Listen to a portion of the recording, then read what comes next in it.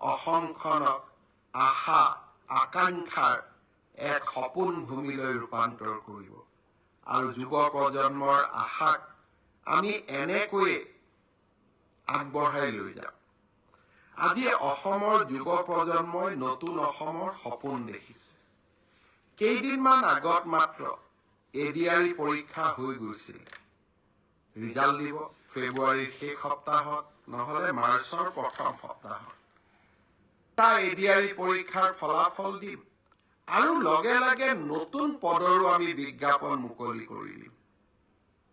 আশা স্তব্ধ হ'ব নোৱাৰে। আমাৰ সপোনবিলাকক আমি পম খেদি থাকিম আৰু যিসকলে চৰকাৰী কৰ্মসংস্থাপন নাপাব তেওঁলোকৰ কাৰণে মুখ্যমন্ত্ৰীৰ আত্মনিৰ্ভৰ অসম, ছেমি কণ্ডাক্টৰৰ দৰে অজস্ৰ উদ্যোগ আমি সকলোৰে বাবে এখন সপোনৰ অসম ভূমি আমি নিৰ্মাণ কৰিম। নতুন বছৰৰ আৰম্ভণিতে অলপ আশাৰ কথা কৈছো।